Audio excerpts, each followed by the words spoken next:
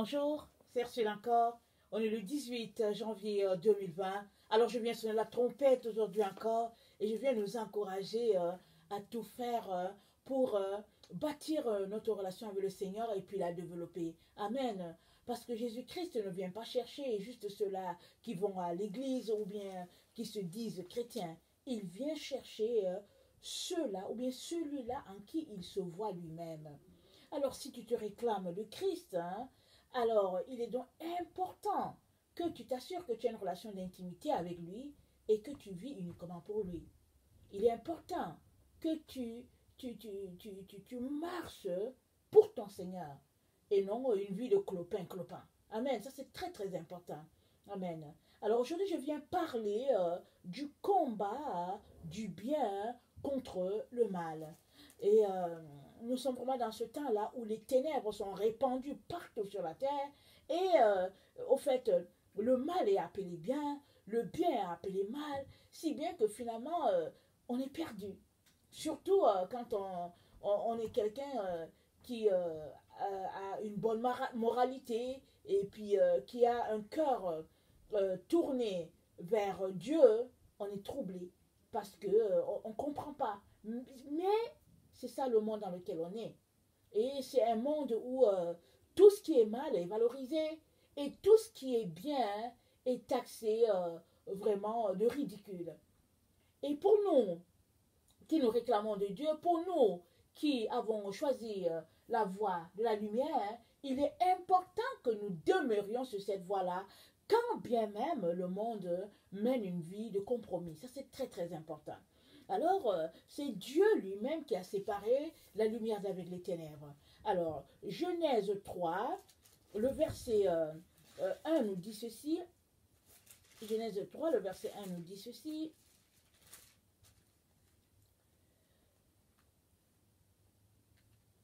La terre était informe et vide. Il y avait des ténèbres à la surface de l'abîme, et l'Esprit de Dieu se mouvait au-dessus des eaux. Dieu dit que la lumière soit, et la lumière fut. Dieu vit que la lumière était bonne, et Dieu sépara la lumière d'avec les ténèbres. C'est Dieu lui-même qui a séparé la lumière d'avec les ténèbres. De telle sorte que tu ne peux pas, toi, collaborer avec les ténèbres, parce que lui-même a fait la séparation. Et il a été assez clair. Il a dit à Adam et Ève, l'arbre là qui est au milieu là, l'arbre de la connaissance du bien et du mal, vous n'allez pas le toucher. Tous les autres arbres là, vous êtes appelés à le manger, mais cet arbre là ne touchez pas. Parce que le jour où vous le toucherez, vous le mangerez, je veux dire, vous allez mourir.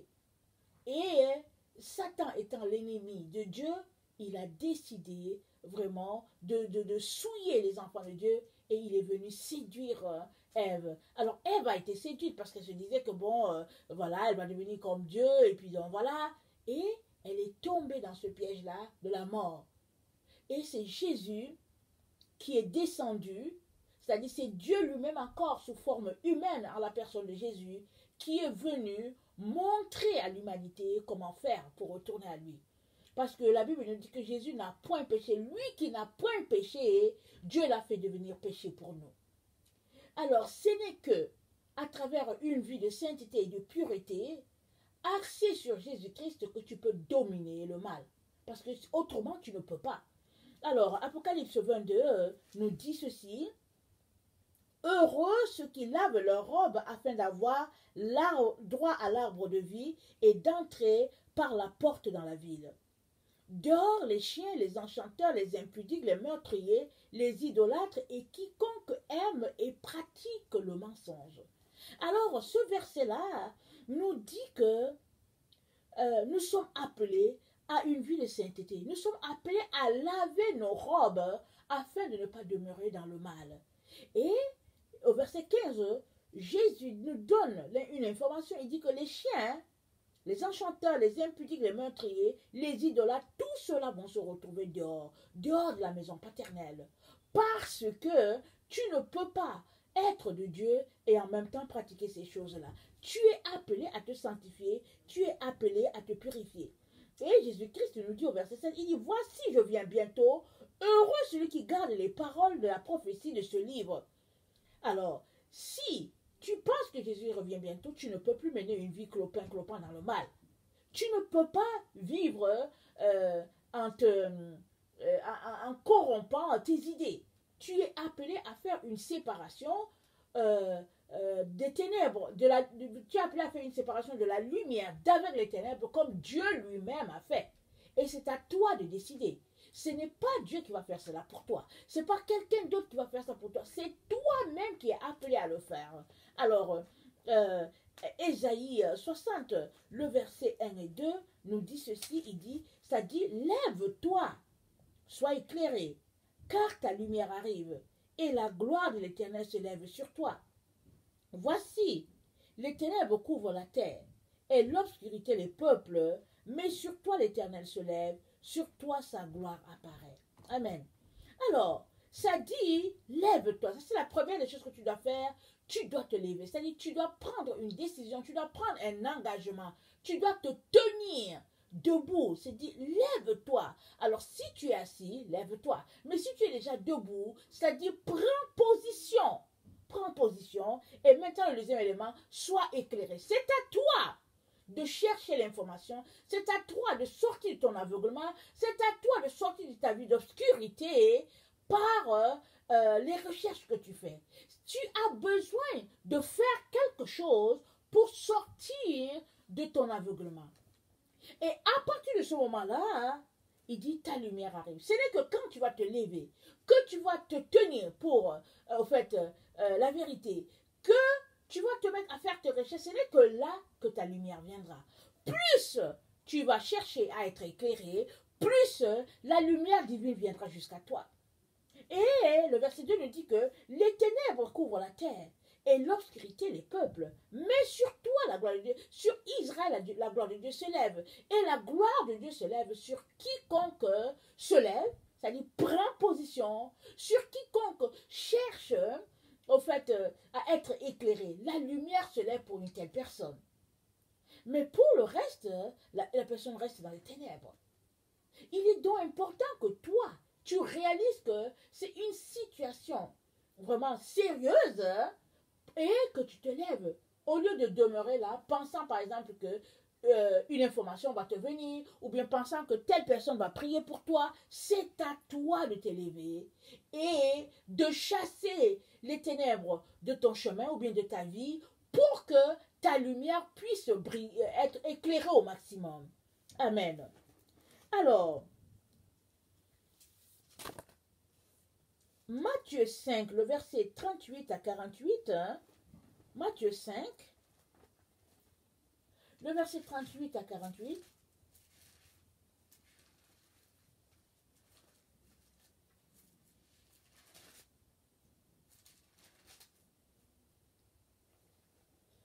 Vous avez appris qu'il a été dit œil pour œil et dent pour dent. Mais moi, je vous dis de ne pas résister aux méchants. Mais moi, je vous dis de ne pas résister aux méchants. Si quelqu'un te frappe sur la joue droite, présente-lui aussi l'autre. Si quelqu'un veut plaider contre toi et prendre ta tunique, laisse-lui encore ton manteau. Si quelqu'un te force à faire 1 000, fais-en 2 avec lui.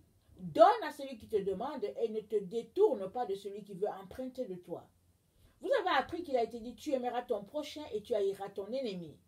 Mais moi, je vous dis, aimez vos ennemis, bénissez ceux qui vous maudissent, faites du bien à ceux qui vous haïssent et priez pour ceux qui vous maltraitent et qui vous persécutent, afin que vous soyez fils de votre Père qui est dans les cieux, car il fait lever son soleil sur les méchants et sur les bons, et il fait pleuvoir sur les justes et sur les injustes. Si vous aimez ceux qui vous aiment, quelle récompense méritez-vous? Les publicains aussi n'agissent-ils pas de même? Et si vous saluez seulement vos frères, que faites-vous d'extraordinaire? Les païens aussi n'agissent-ils pas de même? Soyez donc parfaits comme votre Père céleste est parfait. Alors le Seigneur nous appelle à laisser de côté la vie de méchanceté pour mener une vie remplie d'amour, une vie remplie de lumière. Et ça, c'est une décision. C'est une décision que toi-même tu prends. Parce que ce n'est pas les occasions d'être méchant, de poser des actions malfaisantes qui manquent. Il y en a à tous les jours dans nos vies.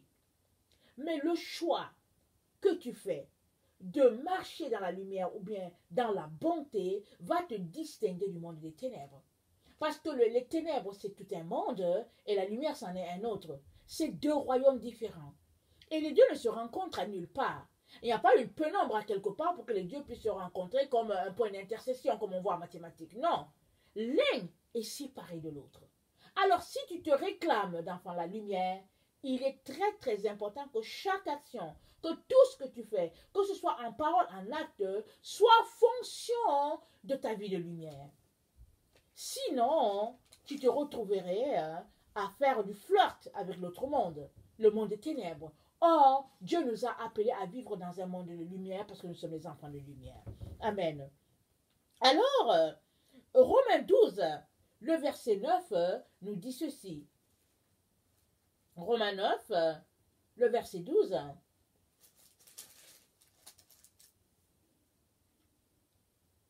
Attends, c'est Romains 12, verset 9. Excusez-moi. Romains 12, verset 9. Que la charité soit sans hypocrisie. Ayez le mal en horreur. Attachez-vous fortement au bien. Nous sommes appelés à nous attacher au bien. Et dès qu'on voit le mal quelque part, il est très important de fuir. Très très souvent, on se dit, bon, les autres ne s'en apercevront même pas, mais Dieu, il voit tout. Souvent, on est là, on dit à l'autre, oh non, avec sourire, oh non, c'est correct, je t'aime, alors que dans le cœur, on est en train de maudire la personne. Et Dieu, il voit tout. Et il dit à quelque part que votre oui soit oui et que votre non soit non. Le reste, ça vient du malin. Question de dire que si ta bouche dit oui et que ton cœur dit non, voilà, tu es dans le faux. Et il nous appelle à rechercher fortement le bien et à y demeurer. Parce que le mal, c'est le monde des ténèbres. C'est là-bas que les anges déchus se retrouvent. C'est là-bas le monde de Satan et puis de ses alliés. Mais pour toi qui te réclames de lumière, il est important que tu restes fidèle aux engagements de ton Seigneur. C'est-à-dire que tu te réclames d'un enfant de lumière alors que il est donc important que tu marches comme un enfant de lumière. Amen. Romains 12, le verset 17 à 21 nous dit ceci. C'est-à-dire, ne rendez à personne le mal pour le mal. Recherchez ce qui est bien devant tous les hommes. S'il est possible, autant que cela dépend de vous, soyez en paix avec tous les hommes. Ne vous vengez point, vous-même, bien-aimés, mais laissez agir la colère. Car il est écrit, à moi la vengeance, à moi la rétribution, dit le Seigneur. Mais si ton ennemi a faim, donne-lui à manger. S'il a soif, donne-lui à boire. Car en agissant ainsi, ce sont des charbons ardents que tu amasses sur ta tête. Ne te laisse pas vaincre par le mal, mais surmonte le mal par le bien. Ça, ce sont les principes de vie de tout enfant de Dieu. Et ces règles-là sont là dans la Bible. Si tu ne lis pas, tu ne sauras pas où ils se trouvent. Mais si tu lis, tu vas réaliser que, en tant qu'enfants de lumière, nous sommes appelés à nous comporter d'une manière. Et les autres sont appelés aussi à se comporter d'une autre manière. Amen. Très, très important. Alors, il dit, si ton ennemi a faim, donne-lui à manger. S'il a soif, donne-lui à boire. Très souvent, quand on en veut, il y a quelque chose qui cloche avec l'autre personne et qu'on entend que la personne est dans le besoin, on se dit, oh non, non, non, celui-là, c'est bien fait pour lui. Mais le Seigneur nous appelle à ne pas vivre comme ça. Il nous dit, si celui qui se réclame de ton ennemi a faim, donne-lui à manger, il n'y a pas de problème. Bénis-le. Parce que non seulement tu vas attirer des charbons ardents sur sa tête, hein, mais ces charbons-là vont faire que la personne va se poser des questions profondes sur ton comportement. Et en agissant ainsi, tu lui donnes l'occasion de changer sa vie. Parce qu'elle va se dire, mais comment je suis méchante avec cette personne-là? Et elle ne fait que s'aimer du bien et puis planter du bien vis-à-vis de moi. Amen. Alors, Jean 12, le verset 35 à 36, Jean 12, 35 à 36.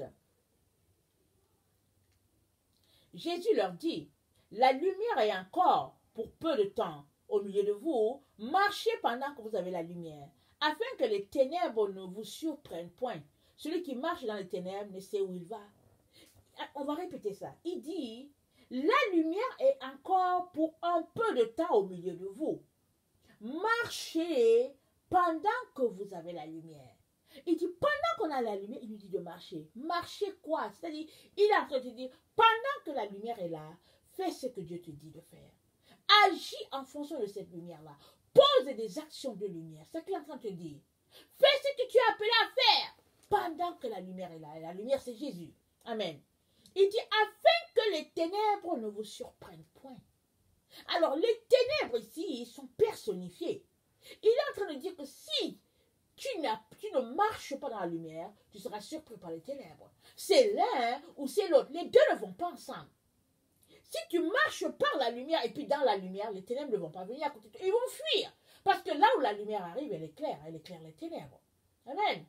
Regardez, quand on est en train de circuler, surtout sur une autoroute, et qu'il fait noir, là où ta lumière, la voiture circule, elle éclaire tout autour d'elle. Et surtout si les phares sont vraiment très forts, ça peut même aider à éclairer l'autre voiture qui est là-bas. Amen. Et il dit, marchez alors que la lumière est là. La lumière, c'est Jésus. Alors que Jésus est là, il dit de marcher, de poser des actions, de faire ce que nous sommes appelés à faire. C'est-à-dire, il dit d'être en mouvement. C'est ça qu'il est en train de dire. De ne pas être stationnaire, de ne pas rester là à ne rien faire, mais de poser les actions que Dieu le Père nous demande à poser. Sinon, les ténèbres risquent de nous surprendre. Les ténèbres surprennent toujours. Amen. Ils surprennent. C'est l'œuvre des ténèbres. Alors que celui-là qui est dans la lumière, Jésus a dit quoi? Que quand une lampe est allumée, elle est placée sur le boisseau, elle n'est pas cachée. Elle est placée de manière à éclairer tout autour d'elle. Elle éclaire au loin, parce qu'elle est placée haut. Et nous sommes des lumières. Amen. Nous avons été vaccinés par la lumière de notre Père Jésus. Nous sommes connectés à cette lumière-là. C'est pourquoi nous sommes enfants de lumière. Alors, si nous sommes les enfants de lumière, nous sommes donc appelés à briller comme des flambeaux. Amen. C'est à cela que le Père nous appelle. Il est très très important que nous puissions tenir compte de cela et vivre en fonction de cela. Parce que tu ne peux pas être un enfant de lumière et vivre selon les ténèbres. Ce n'est pas possible. Parce que ta nature, c'est la lumière. Alors tu es appelé à te comporter comme les citoyens de ton royaume. Parce que tu viens d'un royaume de lumière. Alors aujourd'hui, les sectes se réclament de lumière, ils vont te parler, ils vont dire qu'ils sont des enfants de lumière, mais ça c'est la séduction dont parle notre temps. Amen. Alors, je pense que c'est 1 Timothée 4 ou quoi qui dit, attendez, je vais le lire rapidement. Et je vais le lire rapidement parce que c'est important qu'on puisse s'arrêter là-dessus. C'est 1 Corinthiens 4, ça dit, mais l'Esprit dit expressément que dans les derniers temps, quelques-uns abandonneront la foi pour s'attacher à des esprits séducteurs et à des doctrines de démons. C'est partout autour de nous. Donc il y a plusieurs personnes qui sont des adeptes des sectes, mais qui se réclament des enfants de lumière. Ça, ce n'est pas la lumière, c'est les ténèbres.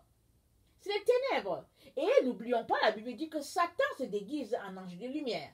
Alors ces personnes-là qui sont dans les sectes, ils se sont engagés avec le diable et étant là-dedans, on leur donne peut-être les rudiments du monde des ténèbres. Et étant là-dedans, ils sont capables par exemple de voir autour de qui a la lumière de Dieu et qui ne l'a pas. Et ils sont séduits par cela, ils se disent qu'ils sont les enfants de lumière. Mais non, ce sont les enfants des ténèbres. Les seuls qui sont appelés les enfants de lumière, c'est les enfants de Dieu. Et ceux-là qui marchent en se sanctifiant, en se purifiant, c'est eux les enfants de lumière. Alors si tu te réclames de Jésus et que tu fais partie d'une secte par exemple, il est important que tu sortes de là. Parce que la secte c'est les ténèbres, même s'ils s'appellent la lumière. Même s'ils se réclament de la lumière, même s'ils disent qu'ils ont la lumière, ils sont dans les ténèbres, profondément ancrés dans les ténèbres. Ils sont dans les filets de la mort. Tu ne peux pas être à deux endroits différents. Soit tu es avec Jésus et tu vis selon ses principes, soit tu es avec Satan et tu marches selon ses règles à lui. Mais si c'est avec Jésus que tu es, si Jésus c'est ton maître, il est donc important que tu lises ta Bible, que tu la mettes en pratique et dedans là à l'intérieur, Jésus-Christ te donne les rudiments, il te donne comment tu devrais te comporter. C'est pourquoi nous avons les 10 commandements. Les 10 commandements, ce n'est pas pour nous assommer, c'est pour nous montrer comment marcher afin que les ténèbres ne nous envahissent pas. Parce que ceux-là qui pratiquent les 10 commandements, c'est la même chose qui est pratiquée au ciel. Et aussi, on n'a pas besoin de ces commandements parce que il n'y a que la paix là-bas. Les gens qui se retrouvent au ciel, ce sont les gens qui ont mis en pratique les commandements divins sur la terre. Et ils ont mérité de se retrouver dans la présence divine. Et là-bas, c'est la félicité éternelle. C'est la gloire divine, c'est la lumière. C'est le Père de gloire qui éclaire là-bas. Alors, si donc tu te réclames fils de Dieu, il est très important que tu fasses un choix et que tu fasses le tri dans tes pensées, dans tes actions, dans tes amis, pour demeurer dans la lumière et vivre selon cette lumière-là. Amen. Parce que l'Esprit dit expressément que plusieurs en ce temps-là vont s'attacher à des esprits séducteurs, les esprits des démons. Mais ils ne marchent pas sur la route en disant « Oh, je suis un démon » ou bien « Je suis un esprit de démon ». Non. Ce n'est que en marchant avec le Seigneur que tu vas sentir que, ah, ici, là, non, c'est pas la vraie lumière. Parce que la séduction est partout autour de nous.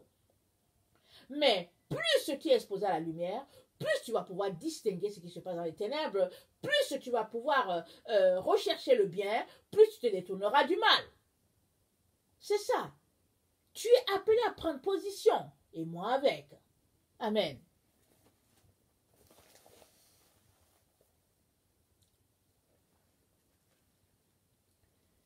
Jean 12, le verset 46.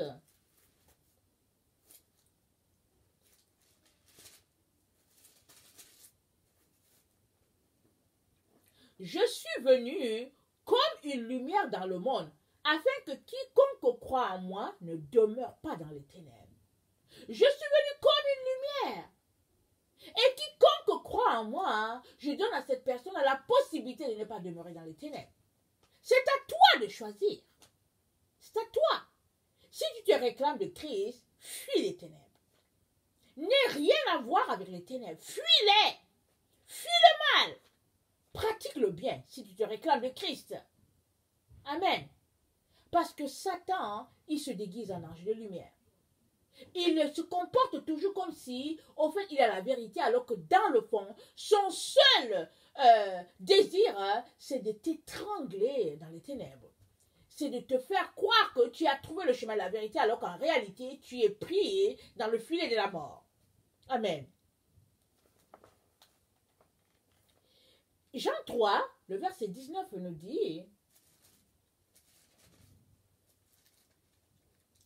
et ce jugement, c'est que la lumière étant venue dans le monde, les hommes ont préféré les ténèbres à la lumière parce que leurs œuvres étaient mauvaises.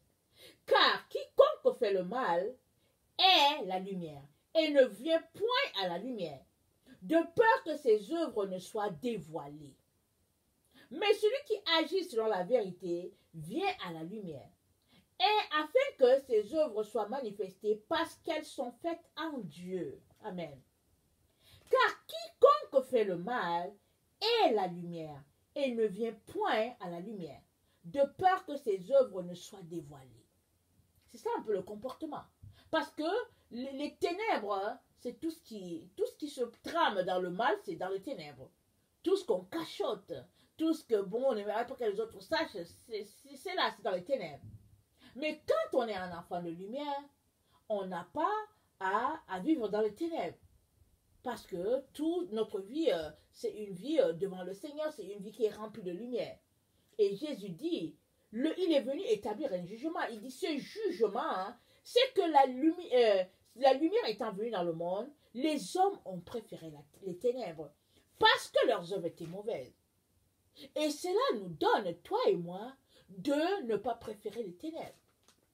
Alors pour cela, posons des bonnes œuvres afin que les ténèbres ne fassent pas route avec nous. Alors tu te réclames de Dieu, tu te réclames de Jésus comme sauveur. Il est important que tu pratiques le bien, que tu cours après le bien et que tu rejettes le mal sous toutes ses formes. Parce que là où il y a le mal, là aussi il y a l'esclavage. Parce que la Bible dit que c'est pour la liberté que Christ nous a affranchis. Et ça dit, vous connaîtrez la vérité. Et c'est la vérité qui vous affranchira. Et la vérité, c'est la lumière. Alors, une fois que tu es dans la vérité, tu es éclairé, comme on vient de lire dans Ésaïe 60, le verset 1 à 2. Alors, la lumière, ça t'éclaire. Une fois que tu es dans la vérité, tu es éclairé, tu es allumé. Et quand ton esprit est allumé, quand la lampe que Dieu a placée en toi est allumée, alors tout ton être est allumé.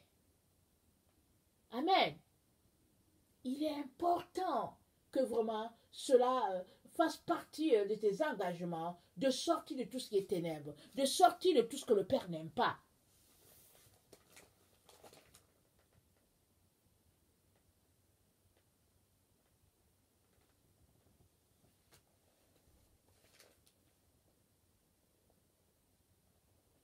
Romains 7, le verset 18 à 19. Romains 7, le verset 18 à 19. Ce qui est bon, je le sais, n'habite pas en moi, c'est-à-dire dans ma chair. J'ai la volonté, mais non le pouvoir de faire le bien. Car je ne fais pas le bien que je veux, et je fais le mal que je ne veux pas. Et si je fais ce que je ne veux pas, ce n'est plus moi qui le fais, c'est le péché qui habite en moi. Je trouve donc en moi cette loi. Quand je veux faire le bien, le mal est attaché à moi. Car je prends plaisir à la loi de Dieu selon l'homme intérieur. Il dit selon l'homme intérieur, en tout cas, tout est correct. Mais quand vient le moment de faire du pratico-pratique, c'est compliqué.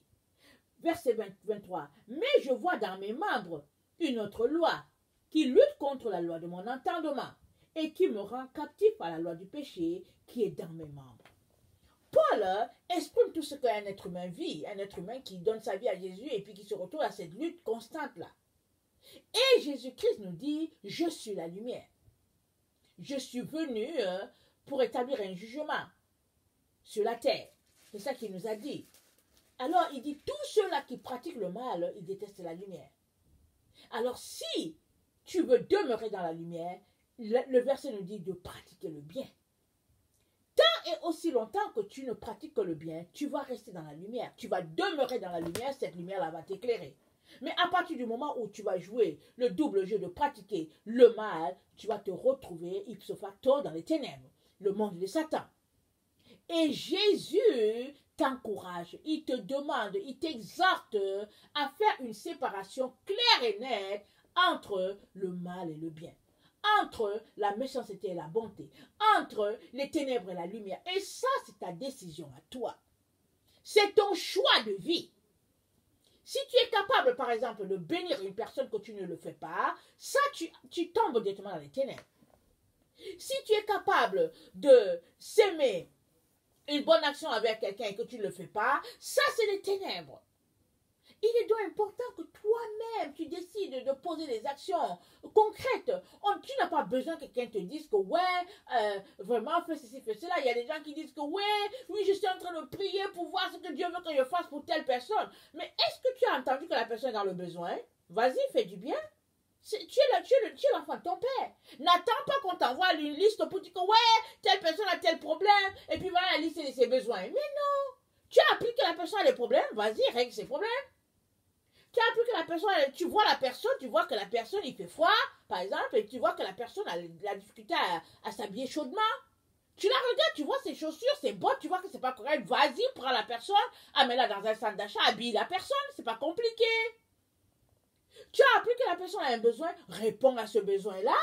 N'attends pas qu'il y ait une propagande, une publicité à quelque part. C'est ça que Jésus-Christ est en train de dire, de faire du pratico-pratique. Et ainsi, tu seras fils de ton Père, qui est dans les cieux. Amen.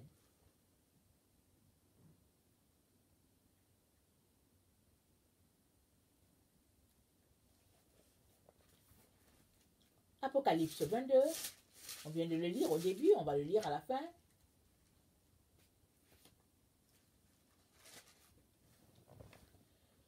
Que celui qui est injuste, le verset 11, excusez-moi, le verset, Apocalypse 22, le verset 10 au verset 12.